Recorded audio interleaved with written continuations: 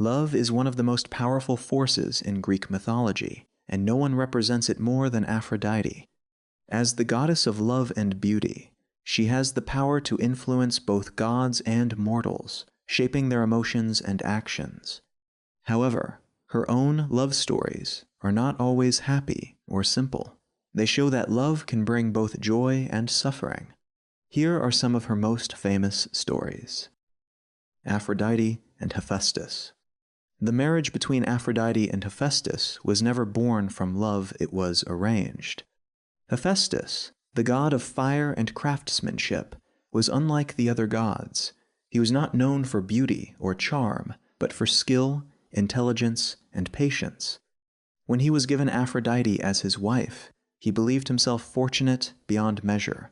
He adored her from the very beginning. He built her magnificent jewelry, crafted golden ornaments, and filled their home with wonders no other god could create. To him, love was something you proved through effort and devotion. But Aphrodite did not see love that way. Though she respected Hephaestus, she felt no passion. She was the goddess of desire, of beauty, of irresistible attraction, and in this marriage, she felt none of it. She remained distant, her heart searching for something more intense. Hephaestus noticed, but he never blamed her. Instead, he worked harder, hoping his creations might one day win her affection. But love cannot be forged like metal. Eventually, the truth became impossible to ignore. Aphrodite sought passion elsewhere, most famously with Ares. When Hephaestus discovered her betrayal, he did not react with violence. Instead, he used his mind setting a clever trap that exposed her infidelity before the gods. It was a moment of humiliation, but also of clarity. Their marriage, already fragile, could not survive the weight of truth. Hephaestus remained dignified, even in heartbreak. Aphrodite moved on, chasing the kind of love she desired. Their story is not one of romance, but of contrast. It shows that love built on duty alone cannot replace genuine connection, and that even the gods cannot force the heart to feel what it does not. Aphrodite and Ares. Love and war should never have crossed paths, but in the case of Aphrodite and Ares, they collided with irresistible force. Aphrodite had been given in marriage to Hephaestus, the skilled and kind god of craftsmanship. He created beautiful things, forged with care and patience. But despite his devotion, Aphrodite felt no passion in their union. Her heart longed for something more intense, something alive. Then came Ares. He was everything. Hephaestus was not wild, impulsive, and dangerous. Where Hephaestus built, Ares destroyed. And yet, Aphrodite found herself drawn to him in a way she could not resist. Their love was secret, hidden behind closed doors and quiet nights. When they were together, it felt powerful and uncontrollable, like a storm. Aphrodite, who had always commanded love, now found herself swept away by it. But secrets cannot remain hidden forever. The sun god, Helios, saw everything from the sky. He watched their meetings and revealed the truth to Hephaestus. The god of fire did not shout or rage. Instead, he quietly planned. He crafted a fine, nearly invisible net, unbreakable and cunning. One night, he spread it across his bed and pretended to leave. When Aphrodite and Ares returned, unaware of the trap, the net suddenly tightened around them, binding them together. No matter how hard they struggled, they could not escape. Then Hephaestus called the other gods to witness the betrayal. Some laughed, others turned away in discomfort. Ares burned with anger, humiliated. Aphrodite felt something unfamiliar, shame. Eventually, they were released, but the damage was done. Still, their story did not end there. Love like theirs, fierce, reckless, and uncontrollable, could not simply disappear. Even after betrayal and humiliation, they found their way back to each other. Because sometimes, love is not gentle. Sometimes, it is war. Still, Hephaestus never lost his dignity. While Aphrodite chased passion, he remained steady, grounded. Their story reminds us, love cannot be forced, even by the gods. Aphrodite and Adonis. The goddess of love was not meant to fall in love herself. Yet when Aphrodite first saw Adonis, something within her shifted in a way she had never experienced before. He was mortal, his life brief and fragile, but his beauty rivaled even the gods. For the first time, Aphrodite did not control love. She was consumed by it. She began to follow him everywhere. The grand halls of Olympus no longer interested her. Instead, she walked beside him through forests and valleys, watching him hunt, listening to his laughter, and feeling something strangely human fear. "Please," she warned him one day, her voice unusually serious, "do not hunt dangerous beasts. Not everything can be conquered." Adonis smiled, confident and fearless. "I can take care of myself." But Aphrodite knew better. Love had made her vulnerable. One day, while she was away, Adonis tracked a massive wild boar. The forest grew tense and silent as the creature turned on him. The attack was swift and merciless. His cry echoed through the trees. Aphrodite heard it. She ran with desperate speed, her heart pounding like never before. When she reached him, he was already dying. She fell beside him, holding him close, her tears falling onto his fading body. "Stay with me," she whispered. "Don't leave." But even a goddess could not stop death. As his blood touched the earth, delicate red flowers anemones sprang to life, symbols of beauty and loss. The gods, moved by her grief, allowed Adonis to return for part of the year, and so, when he rises from the underworld, the earth blooms with life. When he descends again, the world grows cold and empty. Aphrodite, the goddess of love, learned the most painful truth of all. Loving someone does not mean you can keep them. Aphrodite and Anchises. Even the goddess of love was not immune to the plans of the king of gods. Aphrodite had long taken pleasure in making gods and mortals fall helplessly in love. She could bend hearts, twist desires, and create passion wherever she wished. But Zeus grew tired of her power. He decided it was time she experienced her own magic. So he made her fall in love with a mortal man, Anchises. Anchises was a Trojan prince, strong, handsome, and unaware of the divine attention he had attracted. When Aphrodite saw him tending his cattle in the mountains, she felt something unfamiliar. Her heart, once untouchable, now raced with emotion. Disguising herself as a mortal woman, she approached him. Anchises was instantly captivated by her beauty. They spoke for hours, their conversation easy and natural. For the first time, Aphrodite was not controlling love, she was part of it. They spent the night together, wrapped in a feeling that was both powerful and fragile. Aphrodite forgot, just for a moment, that she was immortal. But the truth could not stay hidden. At dawn, she revealed her true form. Light surrounded her, and her presence became overwhelming. Anchises fell back in fear, realizing he had been with a goddess. "Do not be afraid," she said gently, "but you must never tell anyone about me."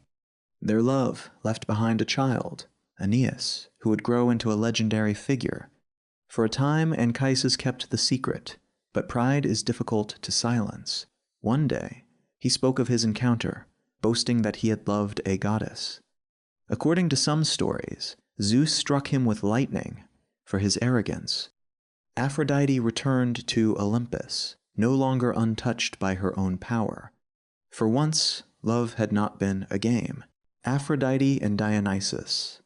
After so many storms of love, betrayal, heartbreak, and chaos, Aphrodite encountered something different. She met Dionysus, the god of wine, celebration, and ecstasy. He was unlike the others she had known. Where Ares was violent and overwhelming, Dionysus was fluid, emotional, and unpredictable in a softer way. Dionysus understood desire not as something to conquer, but something to experience. Their meeting was natural, almost effortless. There was no need for manipulation, no need for seduction games. They simply connected.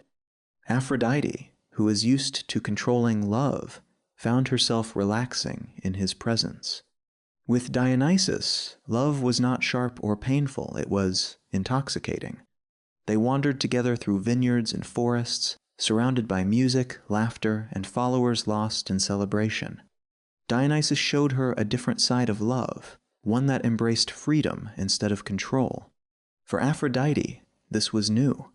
She had seen love as power, as something to direct and shape, but Dionysus showed her that love could also be surrender, letting go, feeling deeply without needing to dominate. From their union came children, including Priapus, associated with fertility and growth. Their offspring reflected the nature of their bond, earthy, physical, and tied to life itself. Their relationship was not filled with tragedy like her love for Adonis, nor scandal like her affair with Ares. Instead, it was something calmer, though still rich with emotion. Dionysus accepted Aphrodite fully, without trying to change her. And, for perhaps the first time, Aphrodite experienced love that did not hurt. It did not burn or break. It simply existed wild, joyful, and free. Aphrodite and Hermes.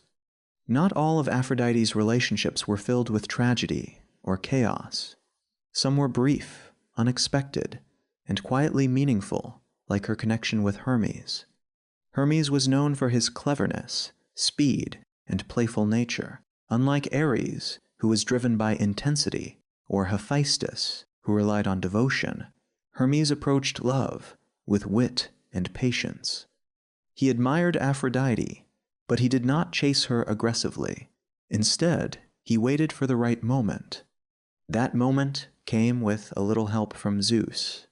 Through divine intervention, Aphrodite found herself in Hermes' company.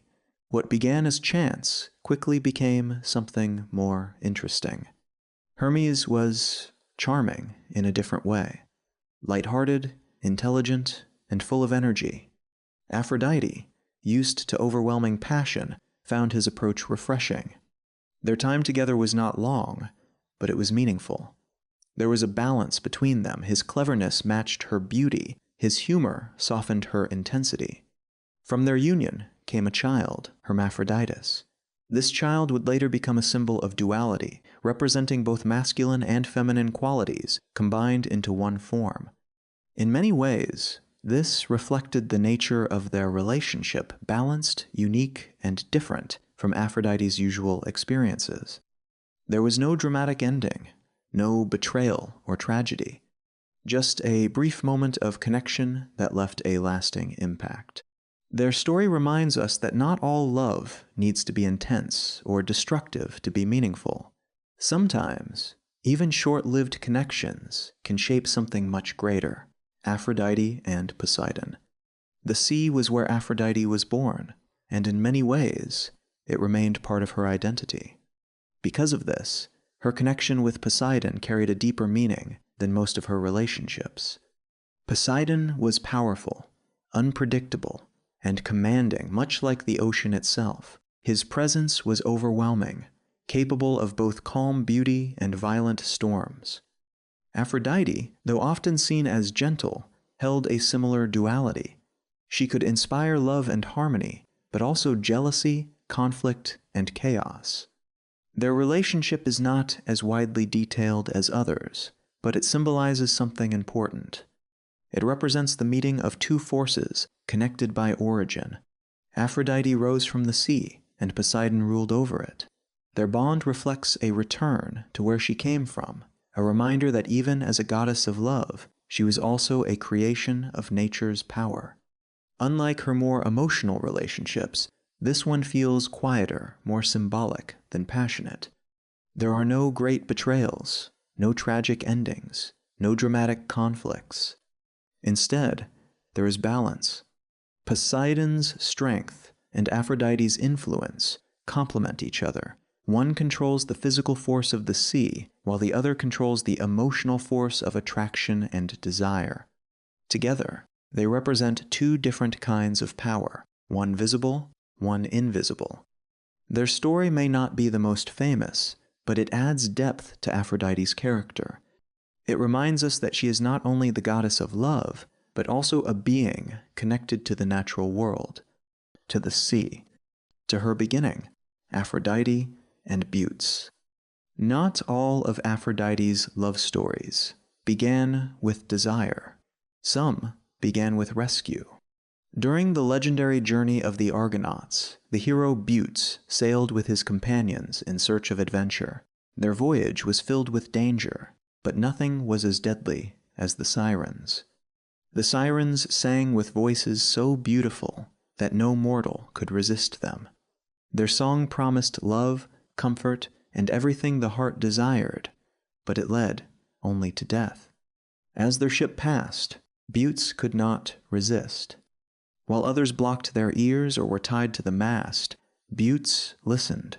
The song pulled at him, deeper and deeper, until he leapt into the sea, surrendering himself completely.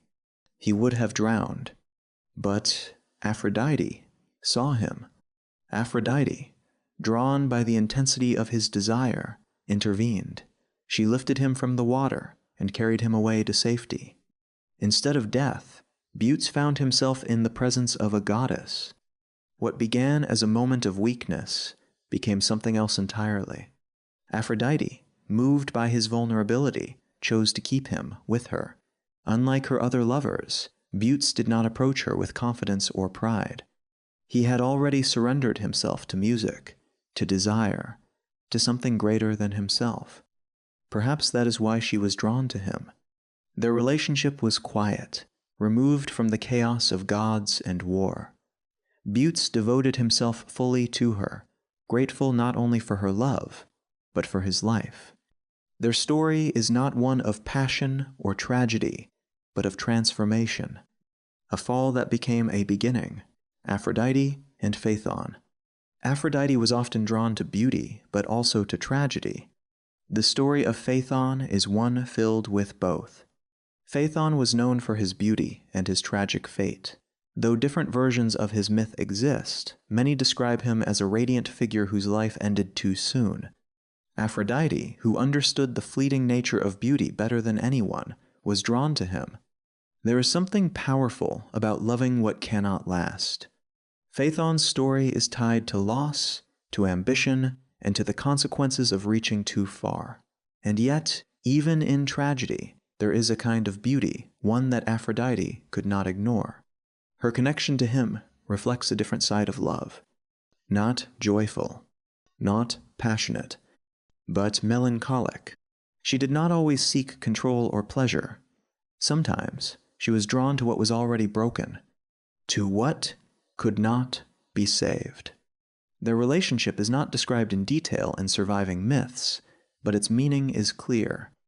Aphrodite represents not only desire, but also the human tendency to love things that are fragile, temporary, and destined to fade.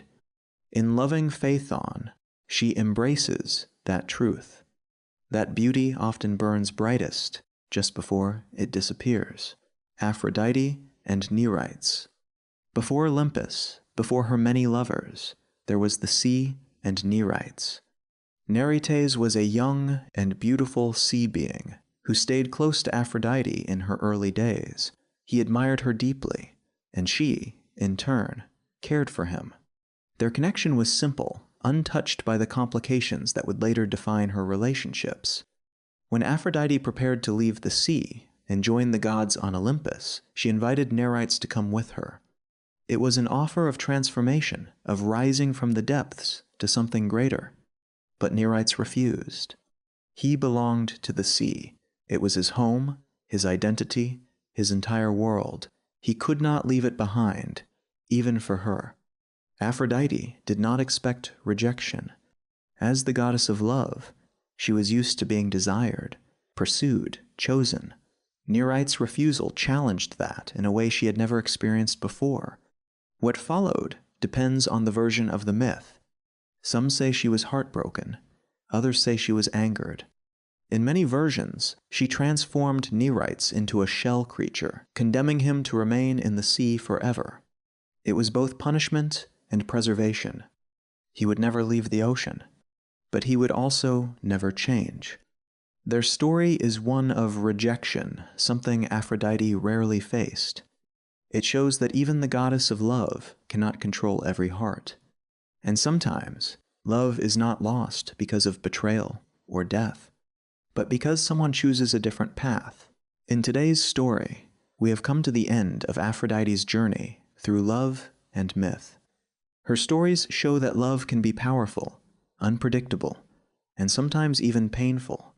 If you want more mythology content like this, like and subscribe to Mythic Cinematics.